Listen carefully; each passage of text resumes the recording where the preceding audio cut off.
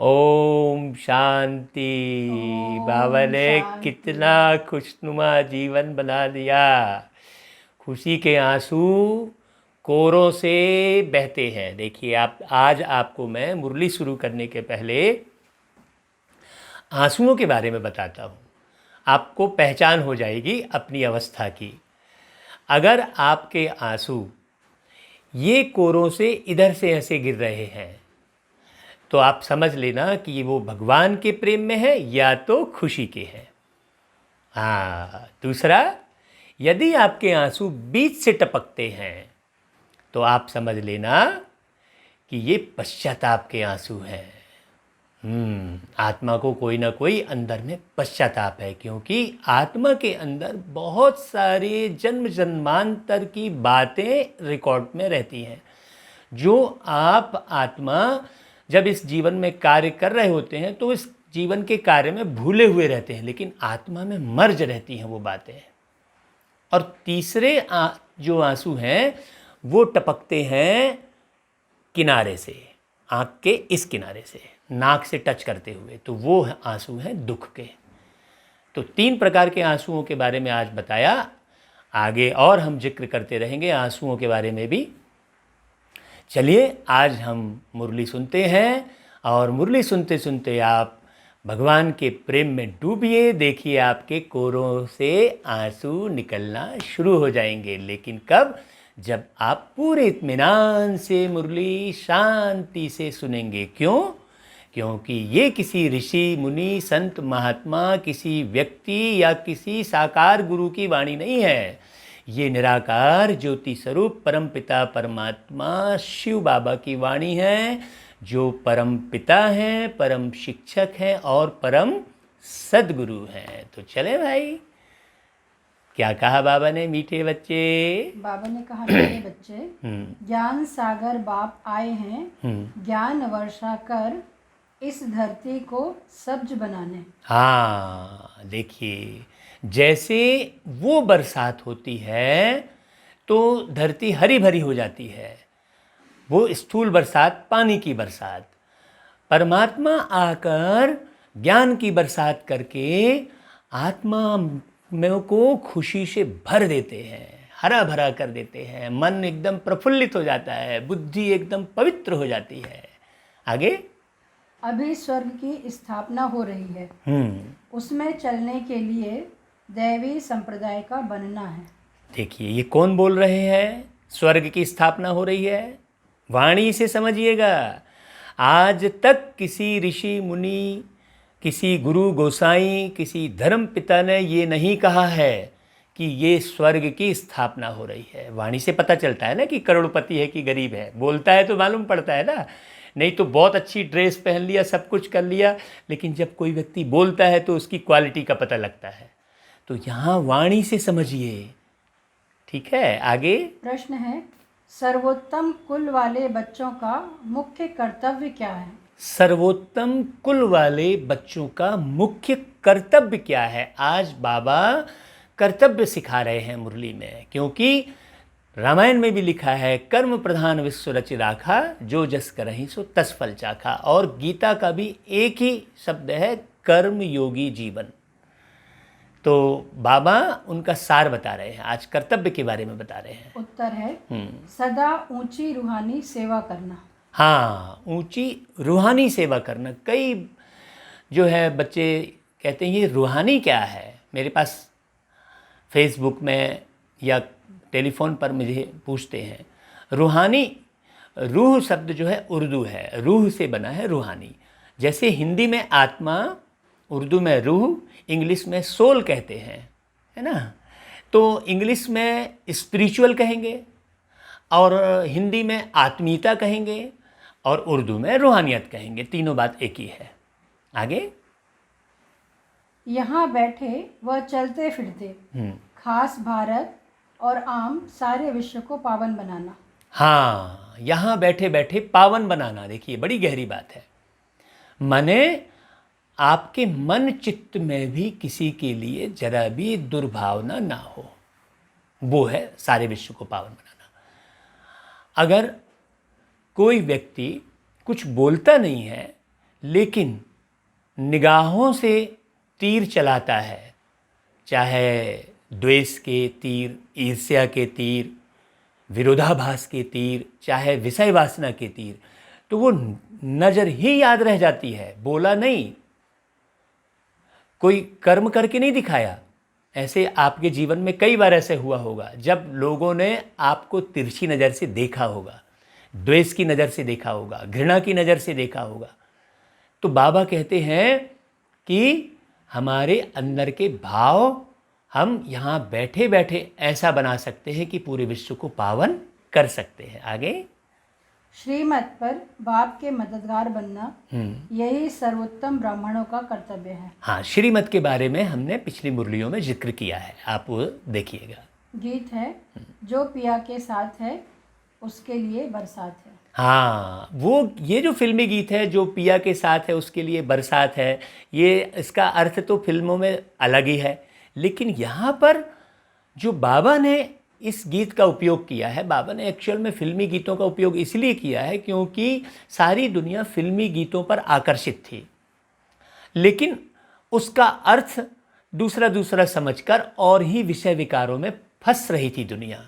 तो बाबा ने उन्हीं गीतों का उपयोग करके, जैसे एक लोहे को टेढ़ा करना होता है तो गरम करके फिर उसे लोहे से ही वार करते हैं, तो बाबा यहाँ पर ज्ञान की बारीकियाँ सुनाकर योग की अग्नि में ले जाकर उन्हीं बातों से आपके विषय विकारों को तोड़ते हैं। ये बड़ी गहन गंभीर बात है। नहीं तो कई लोग इसी भ्रम में हो जाते हैं कि अरे भगवान आएगा और फिल्मी गीत बजाएगा, कई लोग यही बोलना शुरू कर देते हैं।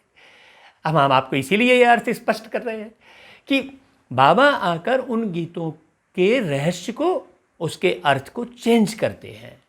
तो पिया, जो क्या कहा गीत, पिया के साथ, जो पिया के साथ है, अर्थात पिया यहाँ पर कौन है, यहाँ पर पिया परमात्मा है। जैसे हमने पिछली मुरलियों में कहा था कि आत्मा किसी भी शरीर से छोड़ के गई तो चली गई कहेंगे, और परमात्मा आ गए कहेंगे। तो सर्व आत्माओं का पिया कौन है, परमात्मा। एक परमात्मा है। वहाँ ये जो गीत बना है वो एक पिया और एक सजनी के बारे में है, लेकिन यहाँ सारे मनुष्य की आत्माओं के लिए है। कौन सी बरसात है, ज्ञान की, जो परमात्मा की याद में है। साथ मतलब याद, जो परमात्मा की याद में है उसके लिए ही ज्ञान की बरसात है। और जो सारा दिल खाने पीने की याद में है, कपड़े लत्ते की याद में है, नाते रिश्तेदारों की याद में है, अपने कामई धंधे में पड़ा हुआ है, उसके लिए ज्ञान बरसात नहीं है। ठीक है, चलिए आगे सुनते हैं। ओम शांति। मीठे मीठे रूहानी बच्चों प्रति रूहानी बाप समझा रहे हैं, जो रूहानी बाप के साथ है, क्योंकि बाप है ज्ञान का सागर। कौन सा बाप, शिव बाबा। शिव बाप स्पष्ट समझिएगा, माने जो कि निराकार है। हाँ, साकार तन का माध्यम लिया है उन्होंने ना। आप जो है किसी भी माध्यम से कोई कार्य करते हैं तो माध्यम में फंसते नहीं हैं, माध्यम का उपयोग करते हैं, लेकिन बुद्धि में वो कार्य रहता है ना। आगे, ब्रह्मा बाबा को ज्ञान का सागर नहीं कहेंगे। हाँ, माने जिस तन में परमात्मा शिव ने प्रवेश किया है उस व्यक्ति को ज्ञान का सागर नहीं कहेंगे। हम इनको ज्ञान का सागर नहीं कहेंगे। मैं अपने आप को ज्ञान का सागर नहीं कह सकता। इस दुनिया में ज्ञान का सागर कोई नहीं है, एक केवल निराकार परमात्मा शिव के अलावा।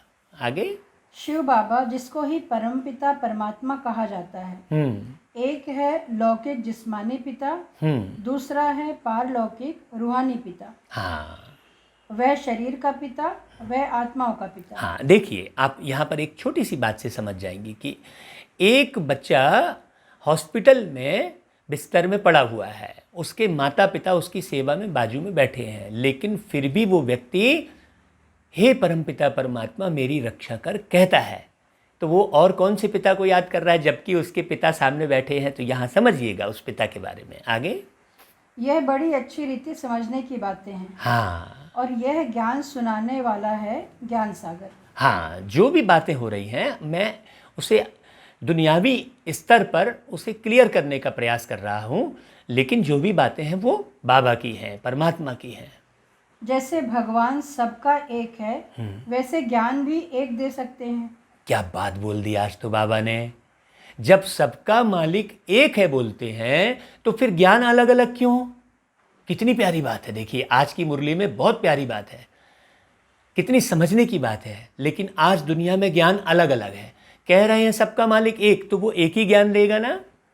अब आप मुरली के वाणियों से समझिएगा कि वो एक कौन है और कैसी वाणी चला रहा है। क्या ऐसी वाणी किसी और किताब में आपको सुनने मिली है क्या?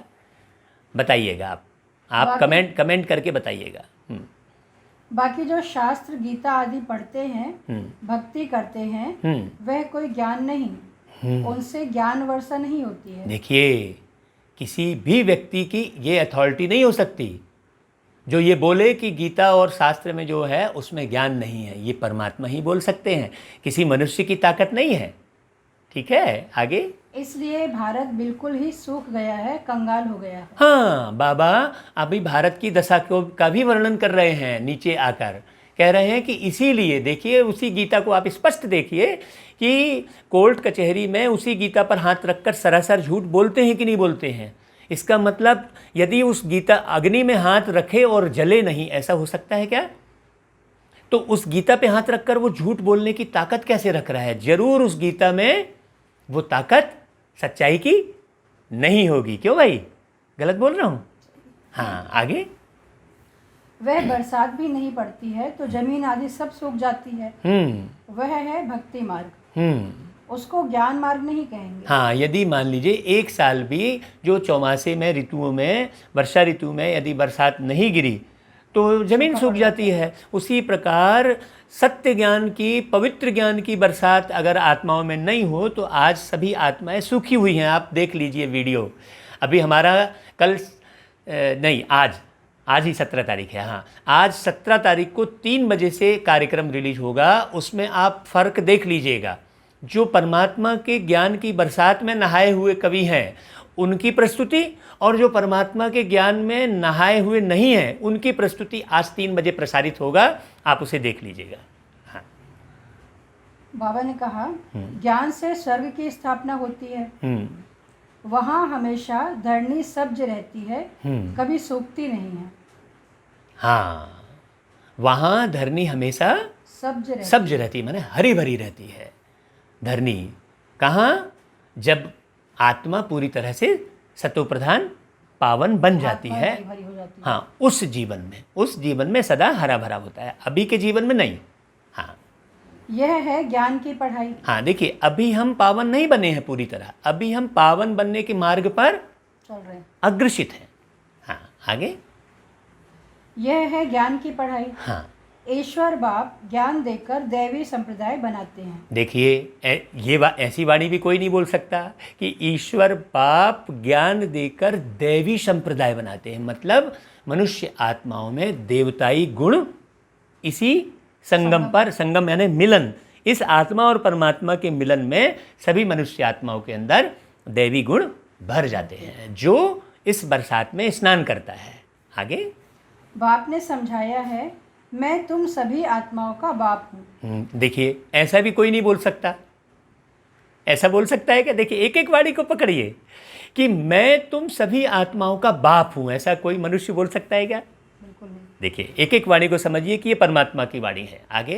परंतु मुझे और मेरे कर्तव्य को न जानने कारण ही मनुष्य इतने पतित दुखी निधन के बन गए। देखिए प्यारे बाबा यानी परमात्मा निराकार शिव बाबा क्या बोल रहे हैं कि मेरे कर्तव्य को नहीं जानने के कारण अपने कर्तव्य भी खराब कर लिए मनुष्यों ने।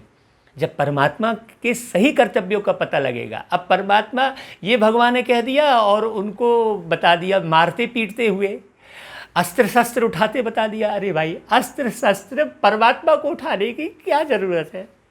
वो तो सर्वशक्तिवान है। अस्त्र शस्त्र उठाते मनुष्य हैं। देखिए कुछ भी दिखाया, किसी को भी भगवान किसी को भी परमात्मा कह दिया। ना तो उन्हें कोई अस्त्र शस्त्र उठाने की आवश्यकता है, ना तो उन्हें किसी भी प्रकार का बाल रूप दिखाने की ज़रूरत है। भाई बाल रूप दिखाकर वो क्या समझाएंगे? ना तो उन्हें युद्ध के मैदान में खड़े होने की ज़रूरत है परमात्मा को। किसी भी युद्ध के मैदान में परमात्मा को किसी का साथ देना और किसी का नहीं देना, ऐसा भी नहीं करने की आवश्यकता है। वो तो सबका मालिक है ना। तो किसी का साथ देंगे, किसी का नहीं देंगे, और युद्ध के मैदान में खड़े होंगे, और युद्ध के मैदान में खड़े होके एक ही व्यक्ति को ज्ञान सुनाएंगे। ये तो थोड़ा तालमेल बैठ नहीं रहा, ये है कुछ। देखिए आप सुनिए अच्छे से आगे। बाबा ने कहा आपस में लड़ते रहते हैं, घर में बाप नहीं होता है, हाँ बच्चे लड़ते हैं, हाँ तो कहते हैं ना कि तुम्हारा बाप है या नहीं है। हाँ, देखिए बाबा ने लौकिक दुनिया का उदाहरण दिया कि जिस घर में बाप नहीं होते हैं तो बच्चे निडर हो जाते हैं और लड़ते रहते हैं। तो बाप का परिचय नहीं होने के कारण भगवान सम्मुख कह रहे हैं कि कण कण में भगवान है, लेकिन क्या भय है उस भगवान का? अगर भय होता, कण कण में भगवान जो ज्ञान सुनाया इस अच्छाई के लिए सुनाया, लेकिन वास्तव में नहीं है, झूठा ज्ञान कैसे होगा, कैसे प्रभावित करेगा? अगर कण कण में भगवान होते तो लोगों को भगवान का भय होता ना, और गलत कर्म नहीं करते। तो झूठे ज्ञान ने प्रभावित नहीं किया, वो कण कण में नहीं है, कण कण उनका है। हाँ, वो कण कण में नहीं है, कण कण उनका है। कण, किसी भी कण पर हमारा अधिकार नहीं है। ये ज्ञान आपको पावरफुल बनाएगा। आगे, इस समय भी सारी दुनिया बाप को जानती नहीं, हाँ न जानने कारण इतनी दुर्गति हुई है। हाँ जानने से सद्गति होती है। जी, सर्व का सद्गति दाता एक है, उनको बाबा कहा जाता है। उनको बाबा कहते हैं। हाँ उनका नाम शिव ही है, उनका नाम कभी बदल नहीं सकता। हाँ, देखिए और लोगों ने कितने नाम बदल दिए। केवल शिव बाबा कहेंगे सफिशियंट है। ईश्वर भी नहीं कहेंगे, परमात्मा भी नहीं कहेंगे, भगवान भी नहीं कहेंगे तो भी चलेगा। शिव बाबा, मेरा बाबा, मेरा बाबा, मैं बाबा का, ये जो हम कह रहे हैं तो बुद्धि कहाँ जा रही है? ऊपर परम धाम में जा रही है। अति सूक्ष्म मेरा बाबा ऊपर परम धाम में बैठा है। जो हमने 15 अगस्त को इसका अर्थ बताया था, आपको 15 अगस्त वाली मुरली भी सुन लीजिएगा। आगे, उनका नाम कभी बदल नहीं सकता। जब सन्यास करते हैं तो नाम बदलते हैं ना। हाँ, शादी में भी कुमारी का नाम बदलते हैं। हाँ, देखिए यहाँ पर बाबा ने एक लाइन, जब सन्यास करते हैं तब नाम बदलते हैं, ये कहा। जैसे हमारा नाम बदली हुआ, हमने विषय विकार वाली दुनिया से सन्यास लेकर पवित्र दुनिया की तरफ हम अग्रसित हुए तो नाम बदल लिया हमने। लेकिन परमात्मा तो सदैव एक घर का निवासी है, एक धाम का रहने वाला है। वो सन्यास तो उसका लेने की बात ही नहीं है, तो उसका नाम क्यों बदलेगा? वो काहे से सन्यास लेगा भाई? हमने विषय विकारों में पढ़े तो हम विषय विकारों से सन्यास ले रहे हैं। घर में प्रॉब्लम थी, लड़ाई झगड़ा था, माँ बाप अच्छे से नहीं थे ठीक से, तो वो एक भाई उठकर जो चला गया जंगल में, सन्यास ले लिया और उसने अपना नाम बदल के एक सन्यासी नाम रख लिया। लेकिन परमात्मा क्यों नाम बदलेगा? बाबा ने नाम बदली करने का, जो हजारों नाम से पुकार रहे थे, उसके बारे में बहुत सुंदर समझाया बाबा ने। देखिए, है ना। आगे, बाबा ने कहा शादी में भी कुमारी का नाम बदलते हैं, यह यहाँ भारत में रिवाज है। हाँ, जैसे घर परिवर्तन हुआ तो नाम बदलेगा। बाबा तो ना घर परिवर्तित कर रहा है, ना तो विषय विकारों में पड़ा है। ओके, बाहर में ऐसा नहीं होता है। हाँ, यह शिव बाबा सभी का माई बाप है। गाते भी हैं, तुम मात पिता हम बालक तेरे, और तुम्हारी कृपा से सुख घनेरे, ये गाते हैं। लेकिन तुम मात पिता कौन? ये बात अभी बुद्धि में पूरी प्रॉपर वे में नहीं बैठी है। आगे, भारत में ही पुकारते हैं, तुम्हारी कृपा ते सुख घनेरे। ऐसे नहीं कि भक्ति मार्ग में भगवान कृपा करते आए हैं। हाँ, ऐसे नहीं कि भक्ति मार्ग में कृपा करते आए हैं। अरे भाई, अबे भक्ति मार्ग में बच्चे की तरह बुलाते हैं, ऐसा कर दो। तो जैसे एक बच्चा, आपको मालूम है कि बच्चा 5 साल का है, वो कार की डिमांड करेगा तो आप दे देंगे क्या? नहीं देंगे। वो बाप क्या करेगा? एक छोटा सा कार खिलौने के रूप में दे देगा। तो भक्ति मार्ग में आप कुछ भी पुकारते हैं तो वो बाप क्या करता है? थोड़े रूप में आपकी मनोकामना को पूर्ण कर देता है। लेकिन ये समझिए कि वो परमात्मा देता क्या है वास्तव में? परमात्मा इस पूरी कलयुगी दुनिया को हटाकर सतयुगी दुनिया की स्थापना करता है। ठीक है, आगे। बाबा ने कहा नहीं, भक्ति में सुख घनेरे होते ही नहीं। बच्चे जानते हैं स्वर्ग में बहुत सुख है। हाँ, भक्ति में सुख घनेरे होते ही नहीं, ये परमात्मा कह रहे हैं। सुख घनेरे होते तो भक्ति में आंसू बहाकर चिल्लाते क्या? हमने इसलिए आज आंसुओं की कहानी पहले ही बता दी। हम तो भगवान के प्यार में डूबते हैं। अब हमारे दुख के आंसू नहीं निकलते, ना पश्चाताप के निकलते। क्यों? क्योंकि हमने सब कुछ अच्छे से प्यारे बाबा के द्वारा समझ लिया है। हाँ, आगे। वह नई दुनिया है, पुरानी दुनिया में दुख ही होता है। जो जीते जी अच्छी रीति मरे हुए हैं उनके नाम बदल सकते हैं। हाँ, यह पुरानी दुनिया है। यहाँ देखिए सब दुख है। हमने इसके पहले मुरलियों में बताया है, साइंस के जितने साधन हैं सब सुख। थोड़ा करंट लगा तो गया, सिलेंडर फटा तो गया, ट्रेन उतरी तो गया नुकसान, प्लेन क्रैश हुआ तो देखिए। दवाइयाँ में एक भय रहता है दवाइयों में कि यार कभी रिएक्शन ना कर जाए। कईयों के प्राण तो दवाई के रिएक्शन में ही चले जाते हैं। तो यहाँ सुख नहीं है, भक्ति में कोई सुख नहीं है। हाँ, अगर सुख होता तो चिल्लाते क्यों, रोते क्यों? ज्ञान में सुख है, परमात्मा के ज्ञान में सुख है। आगे। परंतु माया जीत लेती है तो ब्राह्मण से बदल शूद्र बन जाते हैं। हाँ, देखिए अभी तक आपने विज्ञान को समझा है, लेकिन अब समझना किसको है? ज्ञान को समझना है। आगे। इसलिए बाबा नाम नहीं रखते हैं। ब्राह्मणों की माला तो होती नहीं। हाँ। तुम बच्चे सर्वोत्तम ऊंच कुल वाले हो, ऊंच रूहानी सेवा करते हो। यहाँ बैठे व चलते फिरते तुम भारत की खास और विश्व की आम सेवा करते हो। यहाँ पर बाबा ने जो जीते जी मरने की बात कही और ये कहा कि नाम बदली वही कर सकते हैं जो जीते जी मर जाते हैं। अर्थात अपने रिश्तों में मधुरता लाते हैं, सुधार लाते हैं, पवित्र करते हैं रिश्तों को, अपने कर्म को पवित्र करते हैं, सत्यता लाते हैं, पवित्रता लाते हैं पूरी तरह। वो है जीते जी मरना। यहाँ पर तो लोग ये समझते हैं भैया झूठ बिना काम नहीं चलेगा, तो झूठ से मर गए। कहते हैं क्रोध बिना काम नहीं चलेगा, तो क्रोध में मर गए, है कि नहीं भाई? कहते हैं अरे यार वो थोड़ा रिजर्व होए बगैर काम नहीं चलेगा, अभिमान बगैर काम नहीं चलेगा, तो मर गए। तो जीते जी मरना अर्थात इन सब से मुक्त होकर जीवन जीना। ठीक है, आगे। बाबा ने कहा ब्राह्मणों की माला तो होती नहीं। तुम बच्चे सर्वोत्तम ऊंच कुल वाले हो, ऊंच रूहानी सेवा करते हो। यहाँ बैठे व चलते फिरते तुम भारत की खास और विश्व की आम सेवा करते हो। विश्व को तुम पवित्र बनाते हो। तुम हो बाप के मददगार। बाप के श्रीमत पर चल तुम मदद करते हो।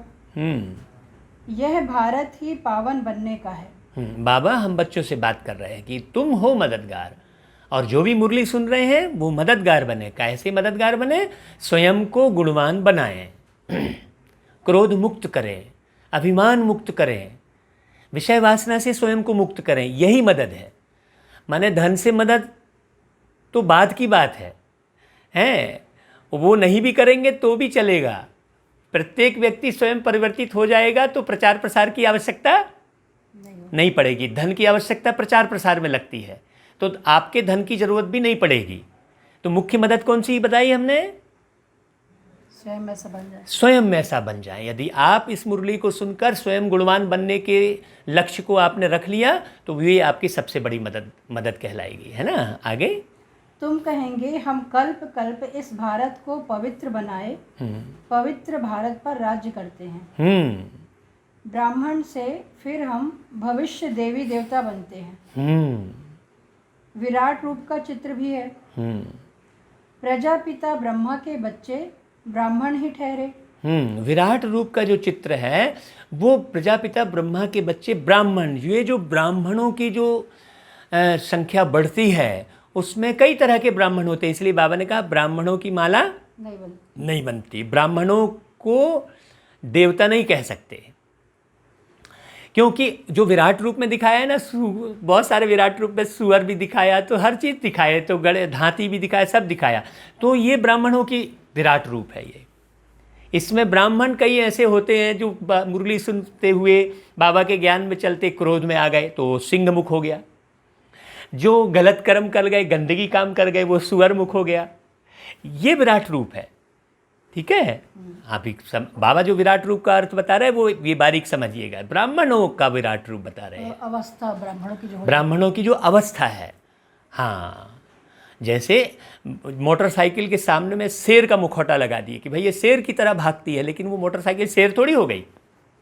हाँ, आगे।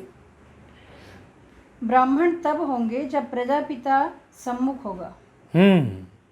बाबा ने कहा प्रजापिता ब्रह्मा के बच्चे ब्राह्मण ही ठहरे, ब्राह्मण तब होंगे जब प्रजापिता सम्मुख होगा। हाँ, और वो प्रजापिता भी कब बनेगा? जब सबका मालिक परमात्मा उस तन में प्रवेश करेगा। ऐसा कोई भी व्यक्ति प्रजापिता नहीं बन सकता। आगे। अभी तुम सम्मुख हो, तुम हर एक प्रजापिता ब्रह्मा की औलाद अपने को समझते हो। यह युक्ति है। औलाद समझने से भाई बहन हो जाते हैं। ये युक्ति है कि भाई हम सारे विश्व के जितने भी नारी पुरुष हैं वो एक प्रजापिता के बच्चे हैं, तो भाई बहन हो गए। और उस बाप के बच्चे निराकार बाप के बच्चे हैं, तो क्या हो गए? भाई भाई हो गए। ये भी एक आत्मा मेरा भाई है, आत्म रूप में। ये बात समझने की है। आगे। भाई बहन की कभी क्रिमिनल आंख नहीं होनी चाहिए। हाँ, अभी हाँ, आज तो भैया सारी विकृति आप देख रहे हैं सामने में, है ना, तो अज्ञानता के कारण है ना। आज जो आप इतनी विकृति देख रहे हैं उसके बाद भी यदि आप बोलेंगे कि नहीं ये भगवान नहीं है, यहाँ भगवान नहीं है, भाई भगवान यही है, यही है वो भगवान परमात्मा। इस वाणी से मालूम पड़ रहा है। इसी ब्रह्मा कुमारी ईश्वरी विश्वविद्यालय में माउंट आबू की धरती पर काया प्रवेश करके जो वाणी चला रहे हैं, तो आप ये अच्छे से समझ लीजिए कि भारत का तीर्थ केवल एक ही है और वो है माउंट आबू। हम यहाँ किसी जाति विशेष की या किसी संस्था विशेष की बात नहीं कर रहे हैं, ये डायरेक्ट परमात्मा की बात है। आगे। अभी बाप ऑर्डिनेंस निकालते हैं कि तुम 63 जन्म में पतित रहे हो, अब पावन दुनिया में स्वर्ग चलना चाहते हो, तो पवित्र बनो। अब बताइए, ऐसी वाणी आपने कहीं सुनी क्या कि तुम 63 जन्म पतित रहे? बताइए कहाँ, किस ग्रंथ में है? मुझे उठाकर दिखा दीजिए। तो जन्मों का नहीं मालूम कितने जन्म होते हैं। हाँ, 84 लाख यूं बोल देते हैं। तो इस वाणी से पता चल रहा होगा आपको कि नहीं भाई, हमको बस केवल यही वाणी सुननी है और दूसरी कोई सुननी नहीं है। हाँ, वहाँ पतित आत्मा जा नहीं सकती, इसलिए ही मुझ बेहद के बाप को तुम बुलाते हो। हाँ, क्योंकि सभी आत्माएं यहाँ ऐसी फंसी हैं, परमधाम घर को भूल गई हैं। परमधाम घर का भी पता किसी ने नहीं बताया है। उसके लिए गीत गाया था कि वो देह वाला, मैं देह से न्यारा हूँ, बाबा का प्यारा हूँ, मैं देह से न्यारा हूँ, बाबा का प्यारा हूँ। ये गीत बहुत साल पहले प्यारे बाबा ने बनवाया था, अमृत बेले उठाया था हमको और ये गीत लिखवाया था कि बच्चे तुम देह से न्यारे हो। तब हमने ये लिखा बाबा का सुन के कि हाँ भाई, मैं देह से न्यारा हूँ तब बाबा का प्यारा हूँ।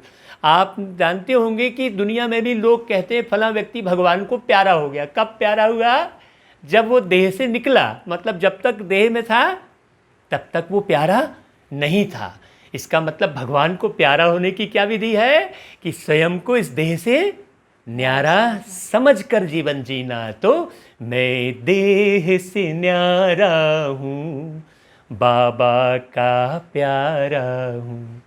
अब इसके आगे के अंतरे आप हमारे इसमें चैनल पर सुन लीजिएगा। ये गीत भी एक गीतों की श्रृंखला में हम प्रसारित करेंगे। अभी हम मुरली सुनते हैं। यह आत्मा शरीर द्वारा बात करती है।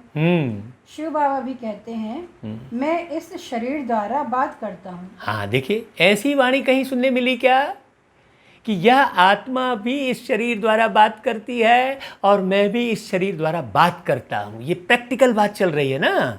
ये फंतासी नहीं है कि उधर अवतरित हुए कि वहाँ प्रकाश दिखा, कि वो खेत में चारों तरफ ये हो गया। ये फंतासी कुछ नहीं है कि ये 10,000 साल पुराना मूर्ति ज़मीन से निकली। अरे भाई, कोई पत्थर ज़मीन से ऐसा निकलेगा? सोचिए कितनी अंधश्रद्धा है। यहाँ पर अंधश्रद्धा वाली कोई बात ही नहीं है। हाँ, आगे।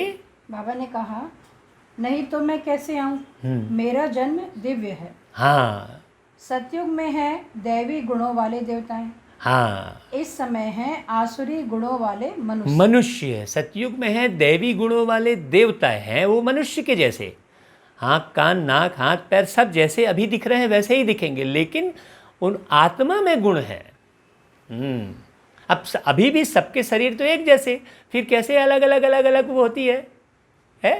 किसी को अच्छा बोलते हो, किसी को खराब क्यों बोलते हो? शरीर तो सबके एक जैसे है? उसके गुणों के आधार पर बोलते हो ना।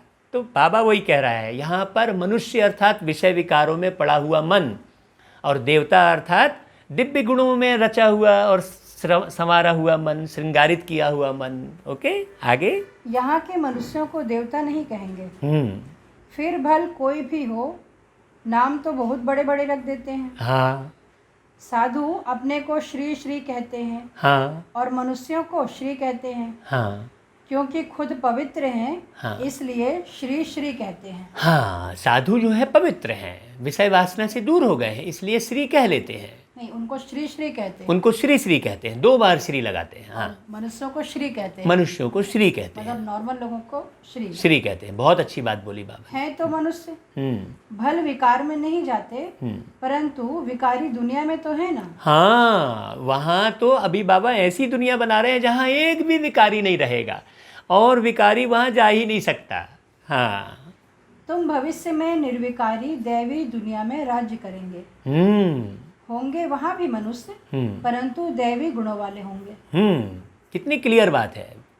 हमारा जो भविष्य है बहुत खूबसूरत है, दैवी गुणों वाला बुझ आत्मा का भविष्य, इसलिए बहुत खुशी रहती है भाई हमको तो। इस समय मनुष्य आसुरी गुणों वाले पतित हैं। हाँ, गुरु नानक ने भी कहा है, मूत पलीती कपड़ धोए। हाँ, देखिए यहाँ पर गुरु ग्रंथ साहिब की बात भी बाबा ने ला ली, क्योंकि सभी धर्मों को देख रहे हैं ना वो, क्योंकि सब धर्मों के पिता है वो परम पिता। तो यहाँ पर मूत पलीती कपड़ धोए, ये गुरु ग्रंथ साहिब में लिखा है। परमात्मा ही आकर, मूत पलीती का मतलब विषय विकारों में पड़े हुए, विषय वासना से ग्रसित हो गई है आत्मा, गंदे दृश्य देखना ही पसंद करती है। अच्छी वाणी जो मुरली चल रही है, बड़ा मुश्किल से लोग देख रहे हैं उसको ट्रांसफ़र भी नहीं करते हैं। और देखो गंदे दृश्य और मारधाड़ वाले दृश्य को 2 मिलियन लोग देख रहे हैं। तो मूत पलीती कपड़ धोए मतलब परमात्मा आकर विषय विकारों को धो देते हैं ज्ञान रूपी साबुन से और योग रूपी स्नान कराकर। बहुत अच्छे से समझिएगा। आगे। गुरु नानक भी बाप की महिमा करते हैं। गुरु नानक भी एक ओंकार निराकार करके ऊपर की ओर उंगली करते हैं। देखिए आगे। अब बाप आए हैं स्थापना और विनाश करने। हाँ, अब बाप आए हैं मनुष्य के अंदर विषय विकार मिटाकर और पवित्रता धारण करवाकर पवित्र दुनिया की स्थापना करने।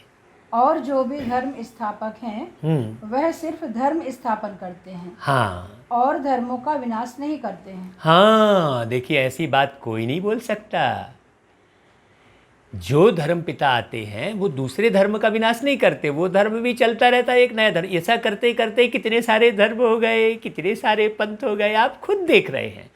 लेकिन परमात्मा आकर क्या बोल रहे हैं कि सब धर्म का विनाश। कोई की अथॉरिटी नहीं है ऐसा बोलने की, केवल परमात्मा बोल सकते हैं। आगे। उन्हों की तो वृद्धि होती रहती है। अभी बाप वृद्धि को बंद करते हैं। मतलब वो लोग तो और धर्म स्थापन करके धर्मों की वृद्धि होती है। हाँ, माने वो तो खूब माने संतान बढ़ाते रहते हैं और अपने धर्म को बढ़ाने की कोशिश करते हैं, है ना।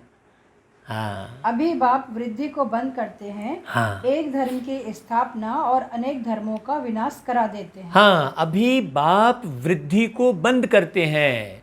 इस सरकार ने परिवार नियोजन खोला और हमारे दो का नारा लगाया, लेकिन परमात्मा ने आकर पूरी पवित्रता सिखाई।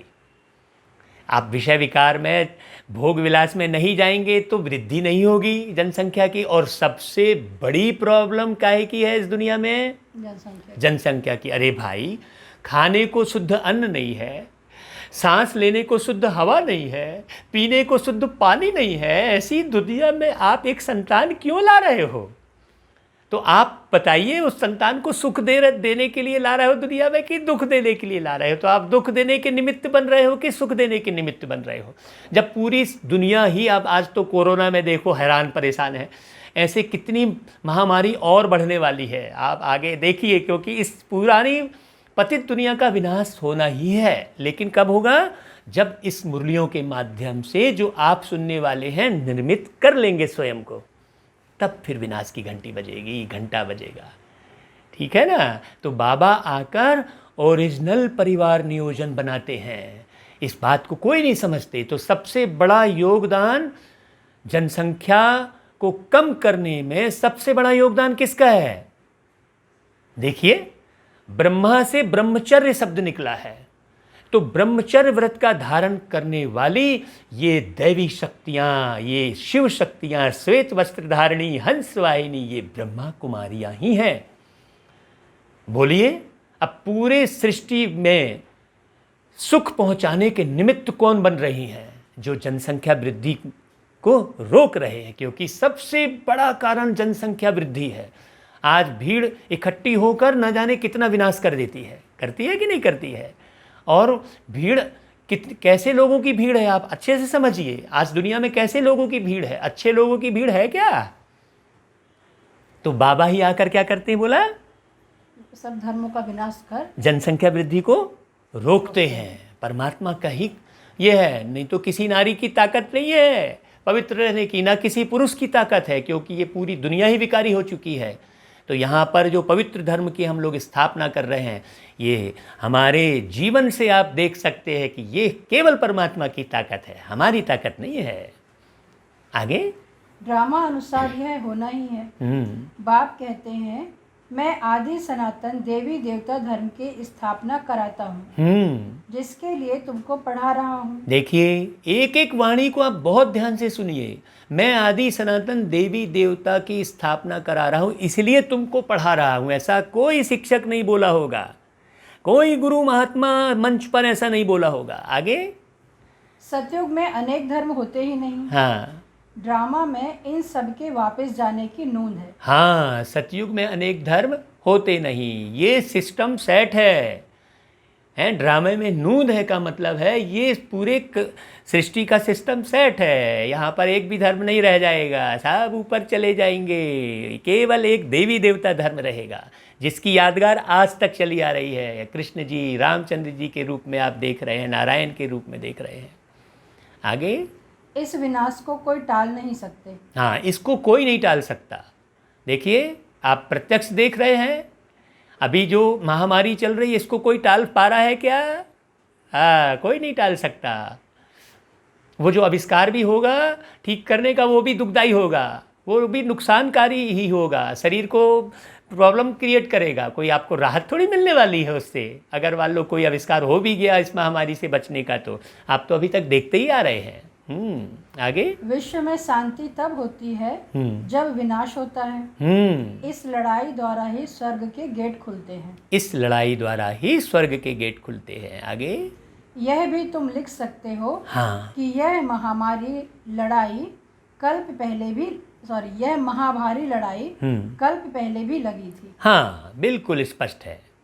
आगे, तुम प्रदर्शनी का उद्घाटन कराते हो तो यह लिखो, बाप परम धाम से आए हैं हेवन का उद्घाटन करने। बाबा समझाते हैं कि तुम कैसे कैसे समझाओ।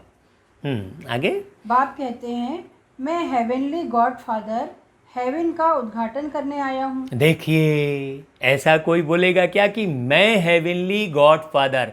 ये कोई मानवीय तन या मानवीय व्यक्ति नहीं बोल सकता कि मैं हेवनली गॉड।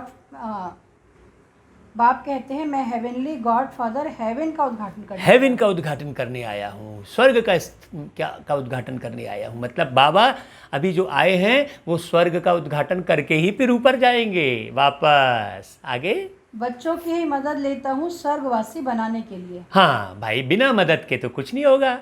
अगर बाबा आया और आप नहीं बदले तो बाबा क्या करेगा? कुछ नहीं करेगा। आगे, इतनी सब आत्माओं को पावन नहीं तो कौन बनाए? हाँ, ढेर आत्माएं हैं। घर घर में तुम यह समझा सकते हो। घर घर में समझा सकते हो।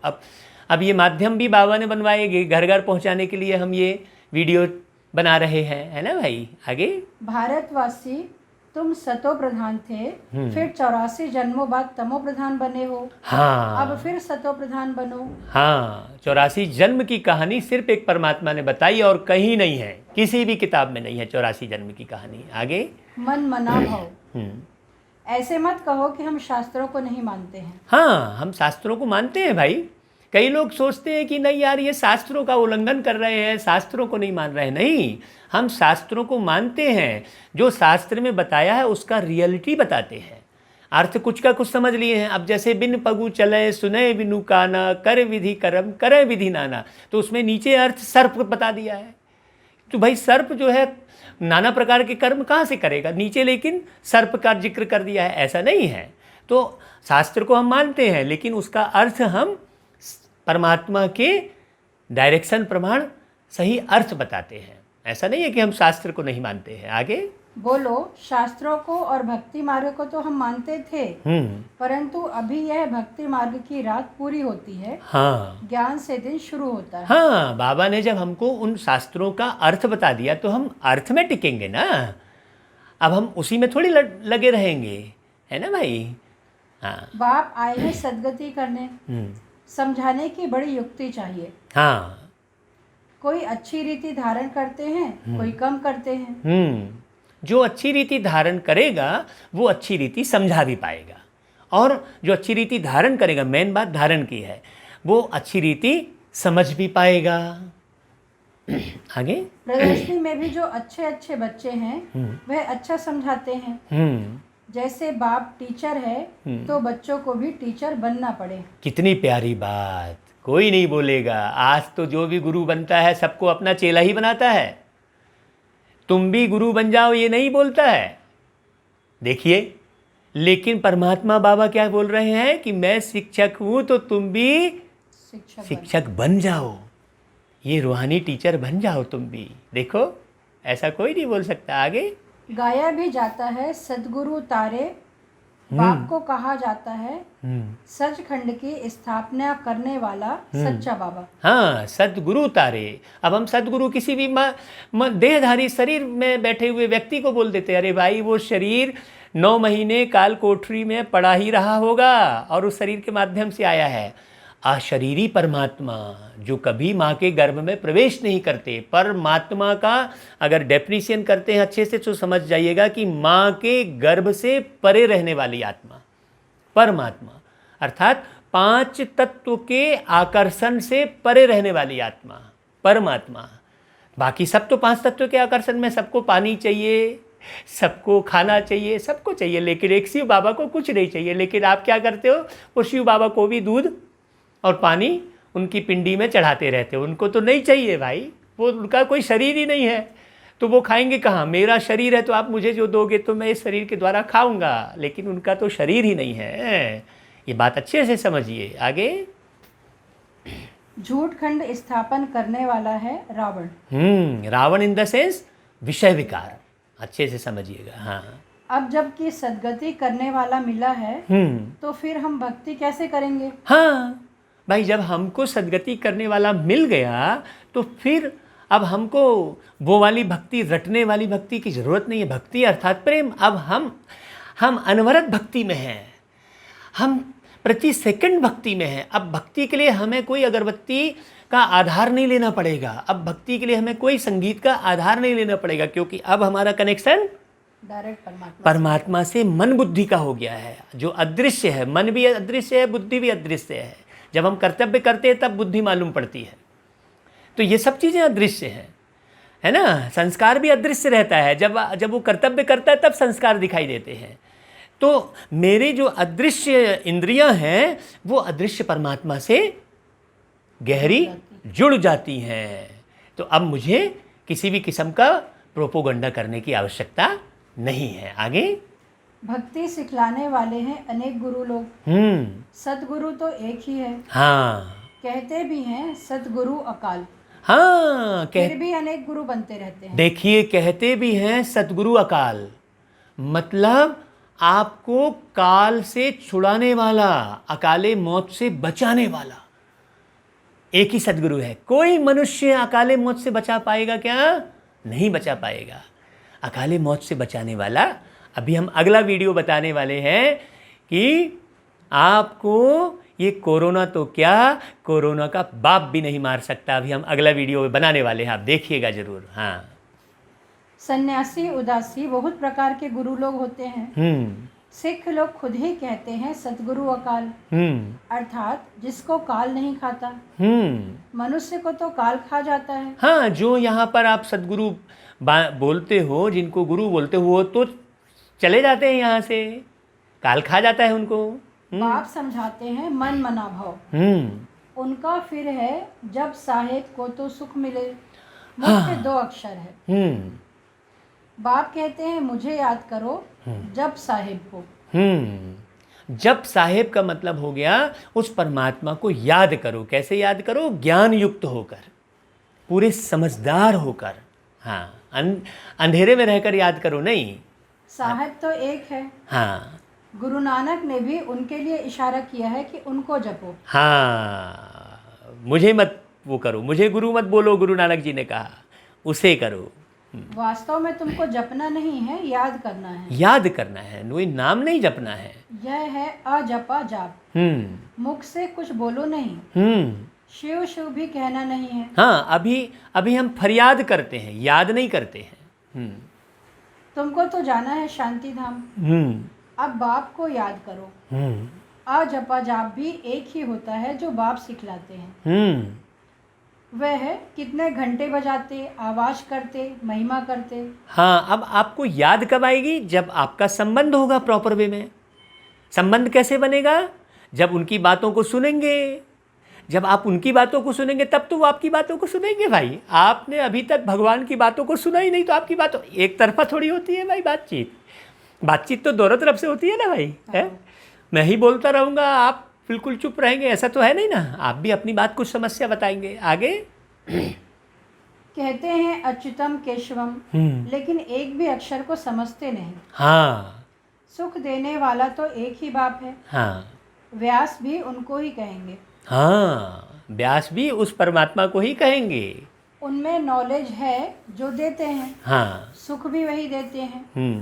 तुम बच्चे समझते हो, अब हमारी चढ़ती कला होती है। अब हमारी चढ़ती कला होती है। गुरु ग्रंथ साहिब में ये लाइन लिखी है कि चढ़ती कला तेरे भाणे सबका भला। चढ़ती कला का मतलब क्या हुआ? मैं अपने अंदर गुणों में ऊपर जा रहा हूँ, वृद्धि कर रहा हूँ गुणों में। शांति, आनंद, प्रेम, सुख, पवित्रता, दिव्यता, ईमानदारी, सत्यता, देखो गुण, अपार गुण हैं। आगे सीढ़ी में कलाओं को भी दिखाया है। इस समय कोई कला नहीं है। इस समय नो कला, किसी के पास गुण नहीं है, जीरो हो चुके हैं। मैं निर्गुण हारे में कोई गुण नहीं। हाँ, बोलते भी हैं, मुझ निर्गुण हारे में कोई गुण नहीं, ये तो बोलते हैं, मतलब बिल्कुल गुण नहीं है। एक निर्गुण संस्था भी है। अब बाप कहते हैं बालक तो महात्मा मिसल होता है, उनमें कोई अवगुण नहीं है। उनका फिर नाम रख देते हैं निर्गुण बालक। अगर बालक में गुण नहीं तो बाप में भी नहीं। सब में अवगुण है। गुणवान सिर्फ देवताएं बनते हैं। नंबर 1 अवगुण है जो बाप को नहीं जानते। हाँ, देखिए, भगवान को नहीं पहचानना ये सबसे पहला अवगुण है। बिना पहचाने किसी की भी पूजा, किसी के भी भटकते रहना, ये सबसे पहला अवगुण है। इस अवगुण को सबसे पहले छोड़ना पड़ेगा, तब फिर सारे गुण प्रवेश करेंगे। हाँ, बाबा ने देखो मुख्य अवगुण बता दिए। बहुत बढ़िया। आगे दूसरा अवगुण है जो विषय सागर में गोता खाते हैं। हाँ, पहला अवगुण है परमात्मा को नहीं पहचानना, और दूसरा अवगुण है विषय सागर में गोते खाना। कितनी रियल बात बाबा बता रहे हैं, देखिए। बाप कहते हैं आधा कल्प तुमने गोता खाया है, अब मैं ज्ञान सागर तुमको क्षीर सागर में ले जाता हूँ। हाँ, आधा कल्प तुम बिल्कुल फट्याते रहे हो, छटपटाते रहे हो, अब बाबा आया तुमको नाव में बैठ जा बच्चे, और मैं तुझे पार ले चलता हूँ, तू मत पूरा छटपटा इस भव सागर में। आगे मैं तो क्षीर सागर में जाने के लिए तुमको शिक्षा देता हूँ। हाँ, ऐसा कोई बोलेगा कि मैं क्षीर सागर में ले जाने के लिए तुमको शिक्षा देता हूँ? ऐसा कोई बोलेगा क्या? आगे। मैं इनके बाजू में आकर बैठता हूँ जहाँ आत्मा रहती है। कितनी प्यारी बात। आत्मा भी यहाँ बैठी है। देखिए, तिलक यहाँ लगाते हैं ना, तिलक जरा भी हटके यहाँ से इधर लग गया तो बोलेंगे अरे यार तुमने मुझे कैसा तिलक लगाया। बिंदी कहाँ लगी है देखिए आप। तो यहाँ आत्मा बैठी है, परमात्मा भी ऊपर से अति सूक्ष्म बिंदु रूप प्यारा बाबा बाजू में बैठ जाते हैं, भ्रुकुटी के बीच, एक तन का आधार लेकर।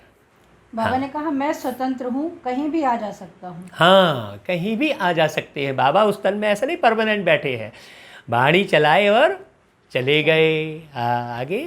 तुम पितरों को खिलाते हो तो आत्मा को खिलाते हो ना। शरीर तो भस्म हो जाता है। शरीर तो आपने जला दिया, फिर और कौन से पितरों को खिला रहे हो भाई? जो पिता थे, जो दादा थे, उस शरीर को तो जला दिया, अब पितर कौन बचे? तो आत्मा ही हुई ना। देखिए कितनी क्लियर बात है। उनको देख भी नहीं सकते। हाँ, समझते हो फलाने की आत्मा का श्राद्ध है। हाँ, उनको देख भी नहीं सकते, उनको तो जला दिया, उनकी हड्डी तक विसर्जन कर दी गंगा नदी में, तो उनको देख भी नहीं सकते, फिर श्राद्ध करते हो आप। बहुत बारीक बात है। आत्मा को बुलाया जाता है। हाँ, यह भी ड्रामा में पार्ट है। बाबा ने कहा कभी आती है, कभी नहीं भी आती है। हाँ, अब अगर उस आत्मा ने दूसरी जगह जन्म ले लिया है तो कहाँ से आएगी भाई? लेकिन हमको नहीं मालूम है कि कहाँ जन्म लिया है। ज्ञान ये मिल जाएगा तो उस समय जो सतयुग का काल होगा, उस समय सबको मालूम रहेगा कि अब मैं ये शरीर छोड़कर अब मैं फलानी जगह फिर जाकर जन्म लेने वाला हूँ। आगे इसका भी हम अनुभव आपको किसी वीडियो में सुनाएंगे, और वैसे हमारे YouTube चैनल पर इसके अनुभव भी हैं, आप वीडियो देखिएगा। हाँ, कोई बताते हैं, कोई नहीं भी बताते हैं। यहाँ भी आत्मा को बुलाते हैं। हाँ, आकर बोलती है। हमने अपने इस जन्म की जो लौकिक मेरी माता थी उसका अनुभव का वीडियो हमने अपने चैनल में बनाया है, आप खोज कर देख लीजिएगा, है ना। आगे।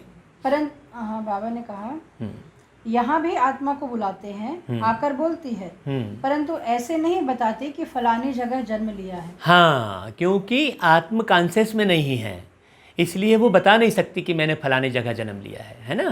सिर्फ इतना कहेगी कि हम बहुत सुखी हैं, अच्छे घर में जन्म लिया है। हाँ, ऐसा भी बोल सकती है। हाँ, आगे। अच्छे ज्ञान वाले बच्चे अच्छे घर में जाएंगे। हाँ, जो इस ज्ञान को बहुत अच्छा उठाएंगे और अच्छे से फॉलो करेंगे, सेकंड दर सेकंड, एक भी सेकंड अपने आप को नीचे नहीं गिराएंगे, तो वो अच्छे घर में जन्म लेंगे। आगे। कम ज्ञान वाले कम पद पाएंगे। ऐसी वाणी तो भैया किसी भी किताब में कहीं भी आपने नहीं सुनी होगी, बिल्कुल पक्की बात है ये। आगे।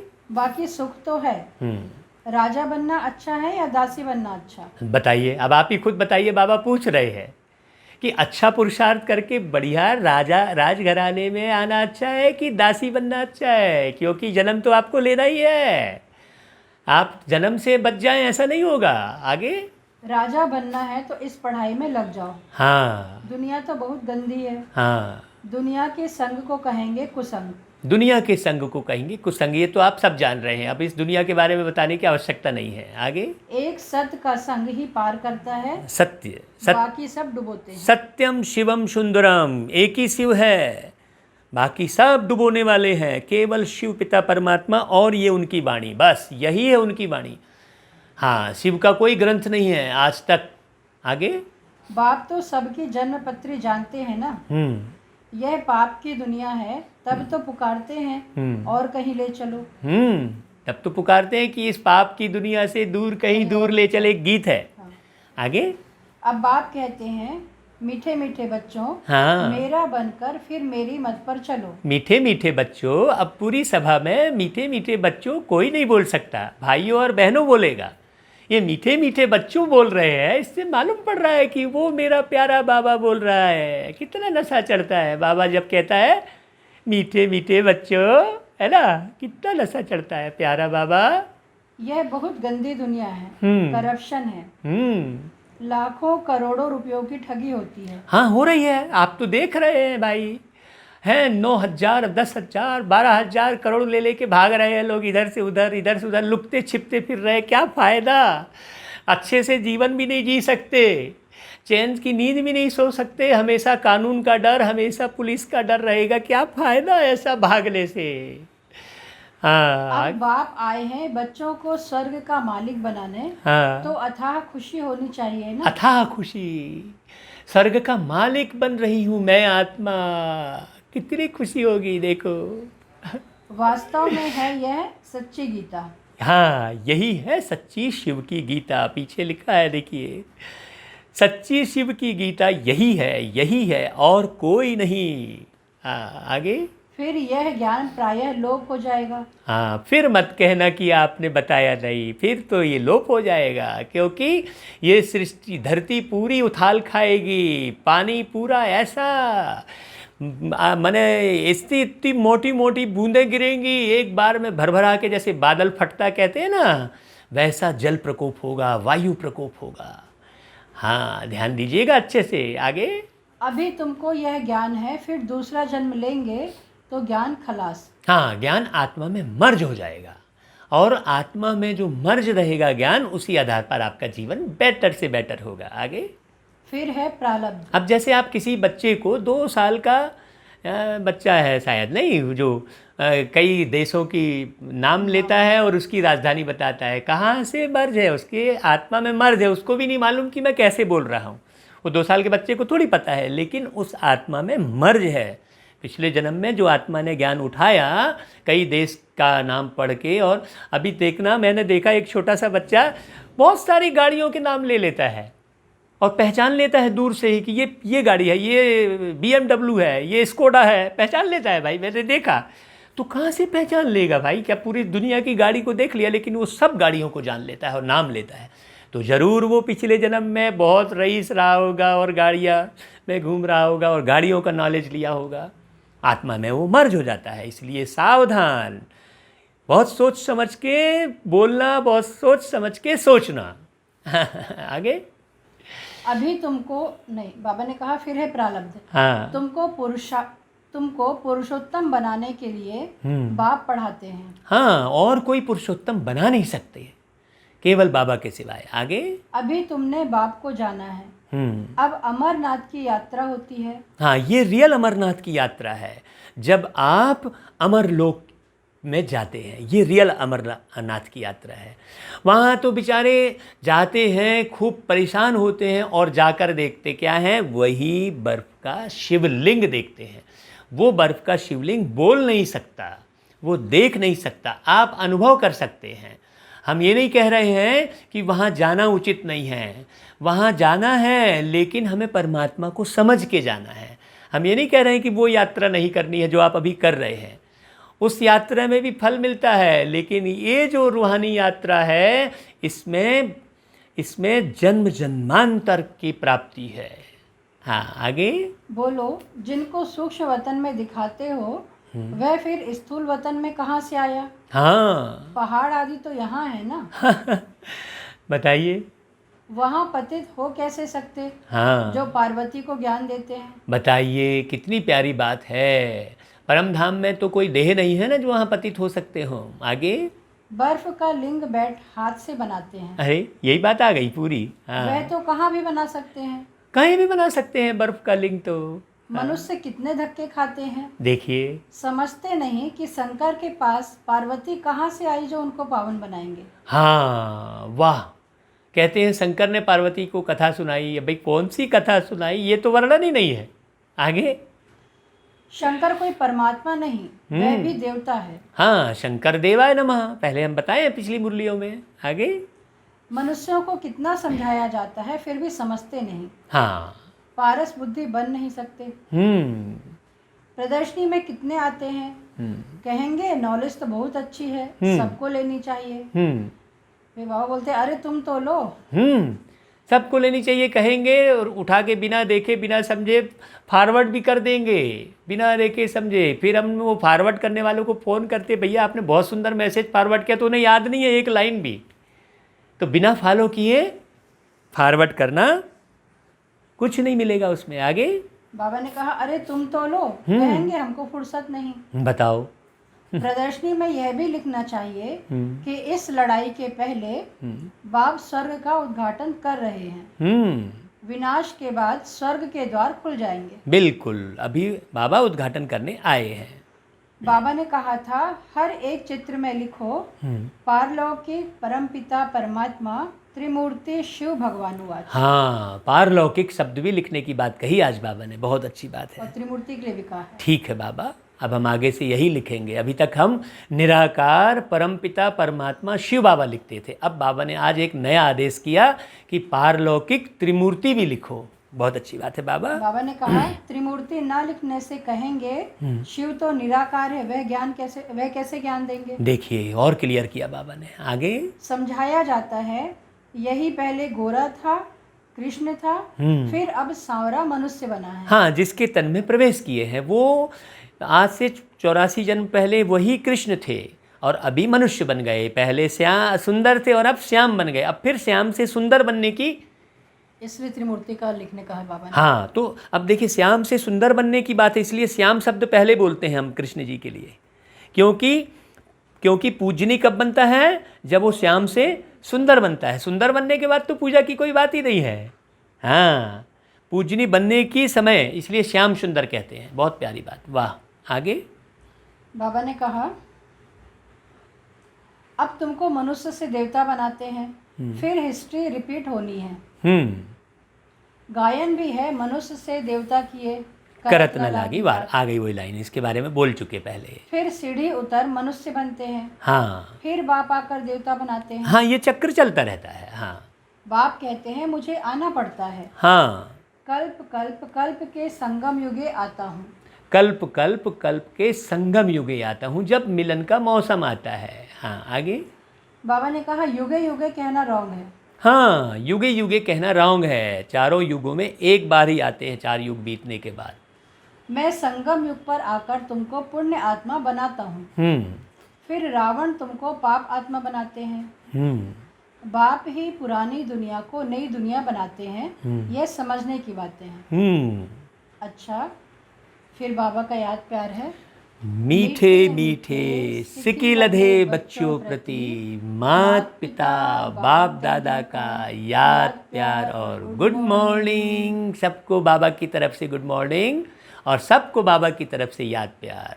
और रूहानी बाप की रूहानी बच्चों को नमस्ते। और हम रूहानी बच्चों की भी, सब जो भी सुन रहे हैं, सब रूहानी बच्चों की रूहानी माता पिता बाप दादा को याद प्यार, गुड मॉर्निंग और नमस्ते बाबा। फिर धारणा के लिए मुख्य सार है। पहला है बाप के समान टीचर बनना है। बाप के समान टीचर बनना है, निर्विकारी निराकारी निरहंकारी। बड़ी युक्ति से सबको इस झूठ खंड से निकाल सच खंड में चलने के लायक बनाना। हाँ, युक्ति रचना है। बाबा कह रहा है, हम बच्चों को आदेश कर रहा है कि बच्चे तुम्हें युक्ति रचना है। अभी आज के 3 बजे का जो प्रोग्राम है वो उसी युक्ति का परिणाम है। आगे दूसरा है दुनिया का संग कुसंग है, इसलिए कुसंग से किनारा कर एक सत्य का संग करना है। कुसंग से किनारा करिए, एक सत्य का संग, सत्यम शिवम सुंदरम का संग अपनी बुद्धि और मन से कीजिए। ऊंच पद के लिए इस पढ़ाई में लग जाना है। एक बाप की मत पर ही चलना है। एक बाबा की जो मत मुरली के माध्यम से जो मत यानी जो विचार मिल रहे हैं, उन्हीं विचारों को सुनना, समझना और धारण करना है। आगे वरदान है संतुष्टता द्वारा सर्व से प्रशंसा प्राप्त करने वाले सदा प्रसन्न चित्त भव। हाँ, संतुष्टता द्वारा अगर आप संतुष्ट रहेंगे तो प्रसन्न रहेंगे। आगे संतुष्टता की निशानी प्रत्यक्ष रूप में प्रसन्नता दिखाई देगी। हाँ, खुशी दिखाई देगी बहुत ज़्यादा। हाँ, और जो सदा संतुष्ट व प्रसन्न रहते हैं, हाँ, उनकी हर एक प्रशंसा अवश्य करते हैं। तो प्रशंसा प्रसन्नता से ही प्राप्त कर सकते हो। कितनी प्यारी बात है, प्रसन्नता से ही प्रशंसा प्राप्त कर सकते हो। आप तो गुस्सा हो जाते हो भाई, दुखी हो जाते हो, जबकि बाबा ने आज क्या कहा कि प्रसन्नता से ही प्रशंसा प्राप्त कर सकते हो। आज 3 बजे जो प्रोग्राम होगा वो ज़रूर देखिएगा, लाइव टेलीकास्ट होगा।